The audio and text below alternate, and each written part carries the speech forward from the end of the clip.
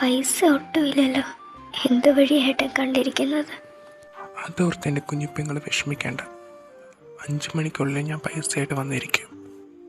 എന്തോ മനസ്സിനൊരു പേടി പോലെ, അതുകൊണ്ടാണ് ഞാനിത് എപ്പോഴെപ്പോഴും ചോദിക്കുന്നത്. ഏട്ടാ ബാ കഴിക്കാൻ, ഞാൻ അമ്മനെയും വിളിച്ചുകൊണ്ട് വരാം കേട്ടോ. ബാ, എന്നിട്ട് നമുക്ക് കിടക്കാം. നാളെ കൊണ്ട് കഷ്ടപ്പാട് മാറും. അബിഹിൽ സാറ് പോയിട്ടൊരു വിവരവും ഇല്ലല്ലോ. ദൈവമേ, സംഗതിയാണെങ്കിൽ എത്തേണ്ട അടുത്ത് എത്തിയാൽ മതിയായിരുന്നു. അതേ ഉള്ളൂ എനിക്കൊരു പ്രാർത്ഥന. എടോ ഐസൊക്കെ എത്തനിക്ക് ഞാനല്ലേ വാക്ക് തന്നത്. അപ്പം ഐറ്റ എത്തേണ്ട അടുത്ത് എത്തിക്കോളും കേട്ടോ. തനിക്കെങ്ങനെ പറഞ്ഞാൽ മതി. ഞാനിവിടെ മൂട്ടിൽ തീ പിടിച്ചിരിക്കുന്നത്. എത്തിച്ചാൽ മതി.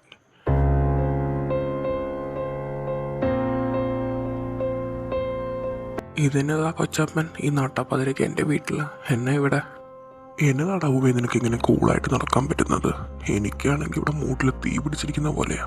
നാളെ ഗോൾഡ് അവിടെ എത്തിച്ചാൽ മതി. അതെന്തിനാണ് നിങ്ങൾ മൂട്ടിൽ തീ പിടിച്ച് നടക്കുന്നത്? നിങ്ങളുടെ ഭാര്യയാണെങ്കിൽ വരാൻ നിൽക്കുവാണോ? അവിടെ മര്യാദ എങ്ങനെ ഇരിക്കും. ഇനി ടെൻഷൻ കയറി ഞങ്ങളുടെ പേരിങ്ങനെ ഒറ്റിക്കൊടുത്ത് അടിച്ച് ഷീപ്പ് മരുന്ന് ഇളയാപ്പനത് നോക്കത്തൊന്നുമില്ല. അയ്യാടാ, കിണിക്കാൻ പറ്റിയ തമാശയാണല്ലോ അവൻ പറഞ്ഞത്. എൻ്റെ ജൂണെ നീ ആദ്യം എൻ്റെ ഇത് വാങ്ങില്ല കേട്ടോ. ആ ജീനിയോട് എന്തെങ്കിലും എടുത്തു വെക്കാൻ പറ. എനിക്കെങ്കിൽ വേഷം നട്ടും മേല. ബാ. എൻ്റെ പിന്നെ ജസ്റ്റ് നിൻ്റെ ഷിഫ്റ്റ് കഴിഞ്ഞല്ലേ? എൻ്റെ കഴിഞ്ഞു കേട്ടോ. ഇച്ചാനാണെങ്കിൽ ഇപ്പം വരും. ഞങ്ങൾ ആണെങ്കിൽ എൻ്റെ വീട്ടിൽ പോകാൻ വേണ്ടിയിരിക്കും. കുറച്ച് നാളായി അപ്പച്ചനും അമ്മച്ചയും കൂടെ കാണണമെന്ന് പറയുന്നത്. കഴിഞ്ഞ ഏട്ടത്തി പിന്നെ ഒരു ഫൈനൽ റൗണ്ട്സിനും കൂടെ പോയി കഴിഞ്ഞിട്ട് ഞാനും പോവാം വീട്ടിലേക്ക്. എന്തായാലും ടയേർഡായി. ഇന്ന് നൈറ്റിൽ നിൽക്കുന്നില്ല. ഞാൻ വേറെ ആരെയും ഏർപ്പെടുത്തിയിട്ടുണ്ട്. അയ്യോ, ഒന്ന് നന്നായിട്ട് കിടന്ന് ഉറങ്ങണം. പിന്നെ എന്തെങ്കിലും എമർജൻസി വരാതിരുന്നാൽ മതിയായിരുന്നു. ആടിയാ എന്നെങ്കിൽ പിന്നെ ഞാൻ ഇറങ്ങിയേക്കോ കേട്ടോ. നീ ഒത്തിരി ലേറ്റ് ആവണം. നേരത്തെ കാലത്തും വീട്ടിൽ ചെല്ലേ. അമ്മയാണെങ്കിൽ അവിടെ വെയിറ്റ് ചെയ്ത് നിൽക്കുമായിരിക്കും.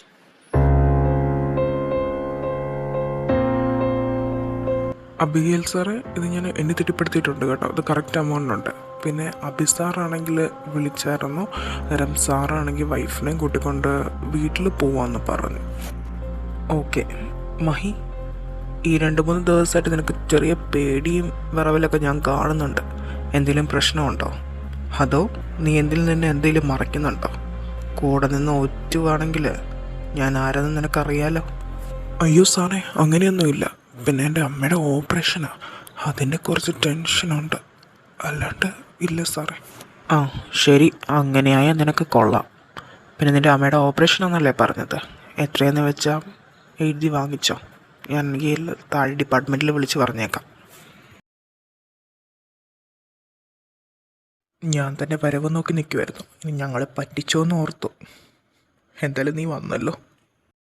സാറേ, ജസി മാഡം ആണെങ്കിൽ ഇപ്പോൾ ഹോസ്പിറ്റലിൽ തന്നെയുണ്ട്. രാത്രി നൈറ്റ് ഡ്യൂട്ടി ഉണ്ടെന്ന് അറിയാൻ കഴിഞ്ഞത്. സാറ് പേടിപ്പിച്ചിട്ട് വിടുവല്ലേ ചെയ്യത്തുള്ളൂ. അതുകൊണ്ടാട്ടോ ഞാൻ കൂട്ടുനിന്നത്. അവരെങ്ങാനും അറിഞ്ഞ് എൻ്റെ കുടുംബത്തോടെ കൊല്ലും. ഷേടാ, നീ ഇങ്ങനെ പേടിച്ചാലെങ്ങനെയാ? നീയാ ഇത് ഒറ്റിയതെന്ന് ഒരു കുഞ്ഞു പോലും അറിയത്തില്ല. നീ എന്തായാലും ചെല്ല്. ബാക്കി കാര്യങ്ങൾ ഞങ്ങൾ നോക്കിക്കോളാം. നീ എന്തായാലും സേഫാ.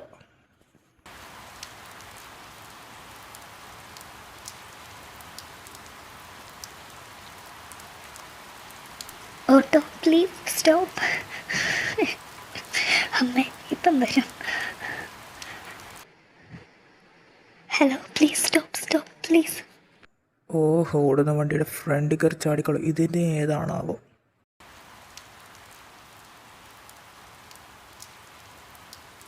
സാർ, എൻ്റെ അമ്മ ഒരു ഹാർട്ട് പേഷ്യൻ്റ്. അമ്മയ്ക്ക് പെട്ടെന്ന് മേലാതെ ഒന്ന് ഹോസ്പിറ്റലിൽ കൊണ്ടുവന്ന് സഹായിക്കോ പ്ലീസ്. നീ ഇങ്ങനെ കരയണ്ട. അമ്മയ്ക്കൊന്നും പറ്റത്തില്ല. ഇപ്പം എത്തും.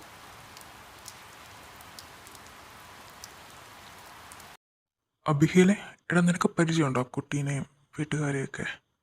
എന്തായാലും ആ സ്ത്രീക്കാണെങ്കിൽ അത്യാവശ്യം ഒരു ഓപ്പറേഷൻ വേണം. അതിന് ഓപ്പറേഷൻ തിയേറ്ററിൽ കയറ്റിയേക്കുക. വേറെ പ്രശ്നമൊന്നുമില്ല, അത് സക്സസ് ആവും. നീ എന്തായാലും ചെല്ല് വീട്ടിലേക്ക്. എനിക്കറിയത്തില്ലടാ അതാരാന്ന്. ഞാൻ വഴി വെച്ച് അവരെ കണ്ടത്. എന്തായാലും ആ കുട്ടിയുടെ ബ്രദർ വരുമെന്ന് ഇപ്പോൾ പറഞ്ഞത്. എന്തെങ്കിലും ആവട്ടെ. ജെസ്സി പോയോ? ആ, ജെസ്സി ആണെങ്കിൽ നേരത്തെ ഇറങ്ങിയില്ല. അവൾക്ക് മേലെന്ന് പറഞ്ഞിട്ട് അവൾക്കായിരുന്നു ഇന്ന് ഡ്യൂട്ടി. അവളുടെ സബായിട്ട് ഇന്ന് ഞാൻ വന്ന് നിന്നത്. എന്തായാലും നീ കുടുംബത്തിലെല്ലാം നോക്ക് വേഗം. അങ്കി ഞാൻ പോയിക്കോ. നീ അവളോടും കൂടെ പറഞ്ഞേക്ക്. സുന്ദരിയാണല്ലേടാ. എന്താ മോനെ അബിഹേലെ, നിന്റെ മനസ്സിനൊരു ഇളക്കം? ആ ഇത് വീട്ടിൽ ജൂണപ്പൻ അറിയണ്ട കേട്ടോ. പിന്നെ ഇപ്പോൾ കടത്തുകാർക്കാണെങ്കിൽ പെണ്ണെ കിട്ടത്തില്ലടാ. ഇളയപ്പൻ്റെ മോനെ എനിക്ക് നിന്നെ അടിച്ച് ഞാൻ താഴെ ഇട്ടാനെ. സ്വർണ്ണക്കടത്തോ? അതിന് നിൻ്റെ അപ്പനാടാ എന്നെ പ്രേരിപ്പിക്കുന്നത്. സുന്ദരിയാ, അത്രയേ ഉള്ളൂ. ഓ സമ്മതിച്ചേ, എങ്കിൽ ചെന്നാട്ടെ. നിനക്ക് താല്പര്യം ഉണ്ടെങ്കിൽ നമുക്ക് പിന്നെ പോയി വീട്ടിൽ ചെന്ന് ആലോചിക്കാടാ. നീ പറഞ്ഞത് ശരിയാ, സുന്ദരിയാണ്. ഇച്ചയ അവള് വന്നില്ലല്ലേ ഇച്ചയ? ജീന, നീ ഇങ്ങനെ ടെൻഷൻ ആവാതെ. അവള് ലേറ്റ് ആയിട്ട് വരാറുള്ളതല്ലേ, എന്തെങ്കിലും എമർജൻസി വന്ന് കാണും. രണ്ടാളും എന്നാ പരിപാടി? ജെസ്സി എന്തി? അവളുടെ അനക്കൊന്നും കേൾക്കുന്നില്ലല്ലോ. എടാ, അതിന് ജെസ്സിമോള് വന്നില്ലല്ലോ.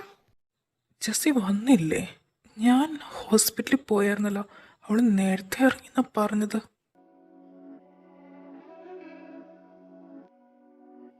ജീനെ, ഇത് ഞാനടി. നീ എനിക്ക് കുടിക്കാൻ കുറച്ച് വെള്ളം എടുത്തുകൊണ്ട് വാ. എടാ ജൂണെ, ഒരു വിഷയമുണ്ട്. നീ ഒന്ന് സിറ്റി ഹോസ്പിറ്റലിൽ വരെ വന്നേ. നമ്മുടെ ജെസ്സിമോൾക്ക് ചെറിയൊരു ആക്സിഡൻറ്റ്. ഇപ്പം അത് ജീനെ അറിയിക്കണ്ട. അമ്മ നല്ല ഉറക്കമായിട്ടാ. അമ്മയാണെങ്കിൽ നാളെ കണ്ണ് തുറക്കത്തുള്ളൂ എന്ന് പറഞ്ഞു. അമ്മ അതുവരെ വിശ്രമിച്ചിട്ട് മരുന്നിൻ്റെ എഫക്റ്റാന്ന് ഡോക്ടർ പറഞ്ഞായിരുന്നു കേട്ടോ. ഏട്ടനെ വരാൻ വൈകിയത്. അത് സോറി മോളെ. ഏട്ടനാണെങ്കിൽ പൈസയാകാൻ കുറച്ച് താമസിച്ച്, അതാ വരാൻ വൈകിയത്. ഞാൻ പൈസയൊക്കെ അടച്ചിട്ടുണ്ട്. പിന്നെ ഞാനാണെങ്കിൽ അമ്മയുടെ ഡിസ്ചാർജ് വാങ്ങിച്ചേ. നമുക്ക് വേഗം തന്നെ ഇവിടെ നിന്ന് ഇറങ്ങണം. എത്രയും പെട്ടെന്ന് ഇവിടെ നിന്ന് ഇറങ്ങണം. എന്താ ഏട്ടാ, എന്തെങ്കിലും പ്രശ്നമുണ്ടോ? ഏട്ടനെന്ത് പേടിക്കുന്ന പോലെ എനിക്ക് തോന്നുന്നു. ഓപ്പറേഷൻ കഴിഞ്ഞാളുടെ ഡിസ്ചാർജ്, അതെന്താ ഇവിടെ നിന്ന പ്രശ്നം? ഒരു കുഴപ്പമില്ല, ഞാൻ പറയുന്നത് നീ കേട്ടാൽ മതി. ഇപ്പം എൻ്റെ കൂടെ വാ. ആ അബിഹേലിൻ്റെ മനസ്സും എടുത്ത് അവൻ ഈ ഫീൽഡിൽ നിന്നൊന്ന് കുറച്ച് നാൾ മാറി നിൽക്കണം. അതുകൊണ്ടാണ് ഞാൻ നിൻ്റെ കൂടെ സമ്മതിച്ചത്. അതിന് നീ അവളെ എന്നാടാ ചെയ്തത്? നിനക്കിപ്പോൾ എന്താ അവളൊരു സോഫ്റ്റ് കോർണർ? ഞാൻ വണ്ടി കൊണ്ട് ഇടിപ്പിച്ച് അവളെ ഞാനിങ്ങ് സ്വന്തമാക്കി. ഇരിക്കട്ടെ, എൻ്റെ ചോരയിൽ പറന്ന് വരണം അവൻ്റെ കുടുംബത്തിൽ. നമുക്കിനി ഒന്നും സംഭവിക്കത്തില്ല. എന്താകുമെന്ന് ദൈവത്തിനറിയാം. നീ അബിഹേലിനെ നിസ്സാരക്കാരനായിട്ട് കാണരുത്. ആ മഹിയുടെ തല ഇതെല്ലാം കൂടെ കെട്ടി വെക്കും. അത്ര ഇപ്പം പറയാനുള്ളൂ. ഇപ്പം നിനക്കൊന്നും പറയാനില്ലേടാ. എൻ്റെ കുഞ്ഞകത്ത് കിടക്കുന്നത്. ഞാൻ എല്ലാത്തിനോട് എത്ര പ്രാവശ്യം പറയും, നമുക്കിത് വേണ്ട വേണ്ട. എൻ്റെ കുഞ്ഞിനെ എനിക്ക് കൊണ്ട് തിരിച്ചു താടാ. മമ്മി പ്ലീസ് ഇങ്ങനെയൊന്നും പറയാതെ. മമ്മി ഇങ്ങനെ അവനെ കുറ്റപ്പെടുത്താതെ. അവനൊന്നും ചെയ്തില്ലല്ലോ. നമ്മുടെ ജെസ്സിക്ക് ഇങ്ങനെ സംഭവിക്കുമെന്ന് ആരും കരുതിയില്ല. പിന്നെ ഞാൻ എന്താ ചെയ്യേണ്ടത്? നീ പറ. എല്ലാം കൂടെ ശത്രുക്കളെ സമ്പാദിച്ചു വെച്ചിട്ട് എൻ്റെ കുഞ്ഞ് അനുഭവിച്ചത് മതി. ഇനി നിർത്തിക്കോണം. ഞാനൊരു തീരുമാനം എടുക്കുക. നമ്മളിതെല്ലാം വിട്ട് എൻ്റെ തറവാട്ടിലേക്ക് പോകുന്നു. അവിടുത്തെ ബിസിനസ്സൊക്കെ നോക്കി നടത്തിയാൽ മതി. എന്തിന് ഇത്ര കൂടുതൽ സമ്പാദിക്കണം? എൻ്റെ ഒരു ആവശ്യമില്ല. ജീന, നിൻ്റെ ഈ ഒരു വിഷമത്തിൽ നീ ഓരോ തീരുമാനങ്ങൾ എടുക്കുന്നത്. ജെസ്സിമോൾക്ക് കാര്യം ഇനി ആരും ഒന്നും അറിയണ്ട. അവളുടെ കാര്യം ഞാൻ നോക്കിക്കോളാം. നിർത്തി ജോണിച്ചായ, ഞാൻ ആലോചിച്ചെടുത്ത തീരുമാനം. She was totally right. ഇനി എന്നെ നോക്കാനാ? എനിക്കിനി ഒരു മോളും കൂടിയുണ്ട്. അവളെങ്കിലും സമാധാനത്തോടെ ജീവിക്കട്ടെ. മമ്മിയുടെ തീരുമാനം പോലെ ആവട്ടെ. ഇനി ഞാൻ കാരണം കുടുംബത്തിനൊന്നും വരണ്ട. നമ്മളെല്ലാവരും മമ്മിയുടെ നാട്ടിലേക്ക് പോകുന്നു, അത്ര തന്നെ.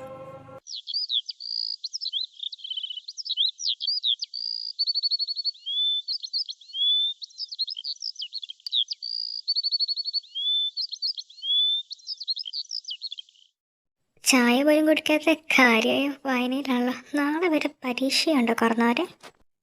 നീയോ? നിനക്കിന്ന് ക്ലിനിക്കിൽ പോകണ്ടേ? എന്ത് അവനിറങ്ങി കാണുമായിരിക്കുമല്ലേ? ഞാനാണെങ്കിൽ 2-3 കണക്ക് നോക്കുമായിരുന്നടി തോട്ടത്തിലെ. എവിടെയൊക്കെ ചെറിയ പാകപ്പിഴകളുണ്ട്. അബിഹീലിനോടൊന്ന് ശ്രദ്ധിക്കാൻ പറയണം. അവൻ പോയിട്ട് വരാറായില്ലേ? അബിഹേലിനെയാണെങ്കിൽ ചാൻ ഇന്നലെ വിളിച്ചായിരുന്നു. അവൻ കുറച്ച് സന്തോഷത്തില്ല. പക്ഷെ അവൻ്റെ സന്തോഷം എന്ത് കാര്യത്തിലെന്ന് നമുക്കറിയാലോ.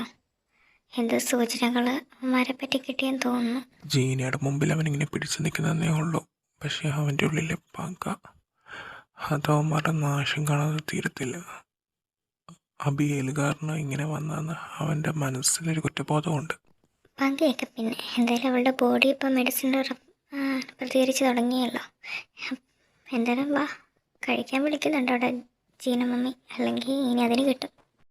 മഹിത, നിൻ്റെ ക്ലാസ് കഴിഞ്ഞോ? ഞാനാണെങ്കിൽ 2 ദിവസമായിട്ട് നിൻ്റെ കാര്യം തിരക്കുന്നുണ്ടായിരുന്നു. എന്നാ ഉണ്ട്? കഴിഞ്ഞില്ല പിയ. വീട്ടിലിരുന്ന് ഓരോന്നായി ഓർത്ത് വിഷമം വരും. അതുകൊണ്ട് പിന്നെ ഞാൻ ഇങ്ങോട്ട് പോകുന്നു. അമ്മയില്ലാതെ ഇനി നിങ്ങൾക്ക് മഹിത, നമ്മുടെ ഈ ലോകത്ത് എല്ലാവരും നമ്മളെ വിട്ടു പോകുന്നത് തന്നെയാണ്. നീ വിഷമിക്കാതെ, എന്തായാലും മുന്നോട്ട് ജീവിച്ചല്ലേ പറ്റൂ. അബിയ, നിന്റെ അവർ കഴിഞ്ഞില്ലേ? ഇറങ്ങാം.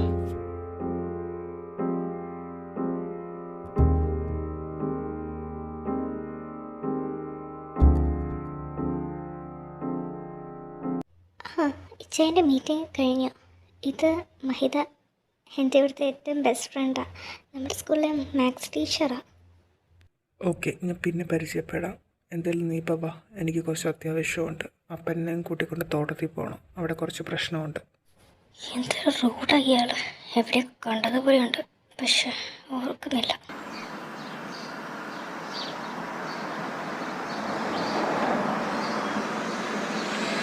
എന്താടി കാന്തായി, നീ മുഖം വെറുപ്പിച്ച് ദേഷ്യപ്പെട്ട് കയറി വരുന്ന എന്നാ പറ്റി? എനിക്ക് ഈച്ചായൻ്റെ സ്വഭാവം അങ്ങ് ഇഷ്ടപ്പെടുന്നില്ല, അത്ര തന്നെ. ഞാൻ ഇന്ന് എൻ്റെ ഫ്രണ്ടിനെ പരിചയപ്പെടുത്തി കൊടുത്തപ്പോൾ ഈച്ചായനാണെങ്കിൽ അവരോട് ബിഹേവ് ചെയ്ത വേ എനിക്ക് ഇഷ്ടപ്പെട്ടില്ല. നീ അല്ലാണ്ട് കൂടെ ജോലി ചെയ്യുന്ന പെൺപിള്ളേരെ ഇവന് പരിചയപ്പെടുത്തി കൊടുക്കോ? ഇവന് പെണ്ണുങ്ങളോട് താല്പര്യം ഇല്ലേടി. ഓ, വന്ന് കയറിയില്ല, അപ്പം തന്നെ മേഡം വന്ന് റിപ്പോർട്ടിങ് തുടങ്ങിയല്ലേ? കൊള്ളാം. എന്തായാലും കൊച്ചു. ഓ, അന്നേരം എൻ്റെ മോനങ്ങ് ബോധിച്ചെന്ന് തോന്നുന്നല്ലോ. ആ, ബെസ്റ്റ്. എന്നിട്ടാണോ അങ്ങനെ ബിഹേവ് ചെയ്തത്? അവളോട് ഹായ് പോലും പറഞ്ഞില്ല. പിന്നെ എതിരിക്കട്ടെ, അവളെയാണെങ്കിൽ ഇച്ചായനെ ഇഷ്ടപ്പെട്ടെങ്കിലും ഞാൻ ഇച്ചായനെ വേണ്ടി ആലോചിക്കാൻ സമ്മതിക്കത്തില്ല. അവളുടെ ചേട്ടനാണെങ്കിൽ അവൾക്ക് വേണ്ടിയിട്ട് നല്ലൊരു ആലോചന കൊണ്ടുവന്നിട്ടുണ്ട്. മിക്കവാറും തന്നെ കല്യാണം കാണാം. അല്ലെങ്കിൽ ഈ മുരട്ട് സ്വഭാവമുള്ള ഇവനെ കെട്ടുന്നേക്കാളും ആ കൊച്ചു വേറെ ആരെങ്കിലും കെട്ടിക്കൊണ്ട് പോകുന്നതാ. അതിരിക്കട്ടെ, മമ്മി എന്തി ചേച്ചി? എനിക്ക് നന്നായിട്ട് വിശക്കുന്നുമുണ്ട്. എൻ്റെ ഇന്ന് ഫ്രൈഡേ അല്ലായോ, അതുകൊണ്ട് പിന്നെ മമ്മി ഒരു പ്രെയർ അറ്റൻഡ് ചെയ്യാൻ പോയേക്കുക പള്ളിയിൽ. അതിന് വരാൻ താമസിക്കും. ഇത് പതിവുള്ള കാര്യമാണല്ലോ എല്ലാ വെള്ളിയാഴ്ചകളിലും. ഞാൻ കഴിഞ്ഞ ആഴ്ച ജസീയുടെ ആക്സിഡൻറ്റ് നടന്ന സ്ഥലത്ത് ചെന്നായിരുന്നു. അവിടെ ചെന്നപ്പോൾ കുറേ കാര്യങ്ങൾ അറിയാൻ കഴിഞ്ഞു. അത് മനഃപൂർവ്വം ഉണ്ടാക്കിയ ഒരു ആക്സിഡൻറ്റാണ്. ആ ഒരു ആക്സിഡൻറ്റ് ഉണ്ടാക്കിയ ലോറി ഡ്രൈവറിനോട് ചോദിച്ചപ്പോൾ നമ്മുടെ ബോഡി ഗാർഡായ മഹിയുടെ പേരാണ് പറഞ്ഞത്, അവനെ ഏർപ്പാടാക്കിയതെന്ന്. പക്ഷെ അതിനുശേഷം 2 വണ്ടി വരികയും ഇവനോട് പോക്കോളാൻ പറഞ്ഞെന്ന് പറഞ്ഞു. അതിൻ്റെ ഉള്ളിൽ ആരാന്ന് ഇവനെ അറിയത്തില്ലെന്ന്. ഞാൻ അങ്ങനെ മഹീനെ പറ്റി അന്വേഷിച്ചു. അവൻ ഈ നാട്ടിൽ തന്നെയുണ്ട്. അവൻ്റെ അമ്മ മരിച്ചു പോയെന്ന് അറിഞ്ഞത് ഒരാഴ്ച മുമ്പ്. എന്നിട്ട് അവനൊരു പെങ്ങളും അവനും ഒറ്റയ്ക്കാണ്. മഹിയോ, അവനെ ഞാൻ എന്ത് വിശ്വസിച്ചതോ?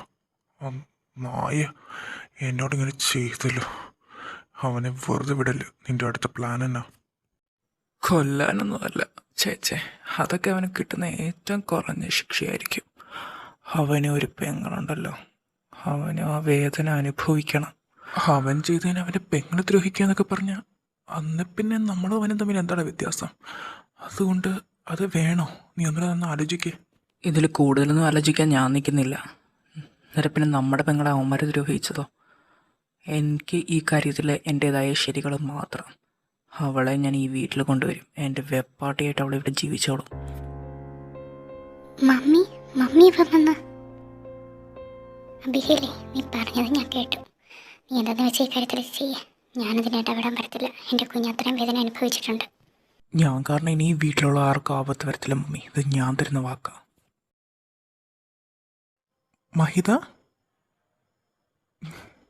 ഞാൻ നിന്നെ കണ്ടില്ല താഴെ നോക്കിയപ്പോൾ. അതാ ഞാൻ ഇങ്ങോട്ട് കയറി വന്നത്. നീ സ്കൂളിൽ നിന്ന് വന്നിട്ട് ഉള്ള നിപ്പാന്ന് തോന്നുന്നല്ലോ. എന്ത് പറ്റി? എന്തെങ്കിലും പ്രശ്നമുണ്ടോ? ഏയ്, ഒന്നുമില്ല മഹിയേട്ടാ. എൻ്റെ മൈൻഡ് കുറച്ച് ഡിസ്റ്റർബ്ഡാണ്. 2 ആഴ്ചയിലേ ആയിട്ടുള്ളൂ അമ്മയുടെ മരണം. പിന്നെയാണെങ്കിൽ അമ്മേനെ ഹോസ്പിറ്റലിൽ കൊണ്ടുപോകാൻ സഹായിച്ചൊരു സാറിനെ പറ്റി ഞാൻ പറഞ്ഞിട്ടില്ല 5 വർഷങ്ങൾക്ക് മുമ്പ്. ആ സാറിനെ ഞാനിന്ന് നേരിട്ട് കണ്ടു. പക്ഷെ പുള്ളിക്ക് എന്നെ ഓർമ്മയില്ലെന്ന് തോന്നുന്നു. ഓ, അതാണ് എൻ്റെ അനിയത്തിക്കുട്ടിക്ക് വിഷമം. അവരൊക്കെ വലിയ ആൾക്കാരല്ലേ മഹിത. അവർ നമ്മളങ്ങനെ ഓർത്തിരിക്കണമെന്നില്ലല്ലോ. പിന്നെ 5 വർഷവും കഴിഞ്ഞു. എന്തായാലും എൻ്റെ മഹിതക്കുട്ടി കുളിച്ച് റെഡിയായിട്ട് വാ, നമുക്കിന്ന് പുറത്തുനിന്ന് കഴിക്കാം. ഒന്ന് പുറത്തൊക്കെ പോയി കഴിയുമ്പം എല്ലാം ശരിയാകും കേട്ടോ. വാ.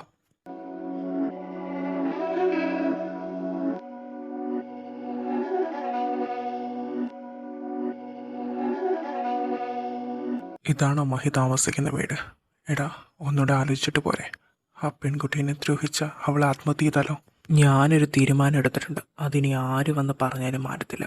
അവൾ ആത്മഹത്യ ചെയ്യത്തില്ല. അതിന് അവൾക്ക് എൻ്റെ പെർമിഷൻ വേണം. ഞാനേ ആ മഹീനെ കൊല്ലുന്നില്ല. എൻ്റെ കൂടെ അങ്ങ് വെക്കുക. എന്നാലേ അവളെ എനിക്ക് ദ്രോഹിക്കാൻ പറ്റത്തുള്ളൂ. അവനെ അത് കണ്ട് സങ്കടപ്പെടണം. ഇതാരാ ഈ സമയത്ത് വിരുന്നക്കാരൻ? ഓ, ബെല്ലടിക്കുന്നുണ്ടല്ലോ. മഹിയേട്ടാ, പോയി വാതിൽ തുറക്ക്. നീ ഏട്ടൻ കുളിക്കുവാണോ? ഇതാരാണോ ഈ സമയത്ത്?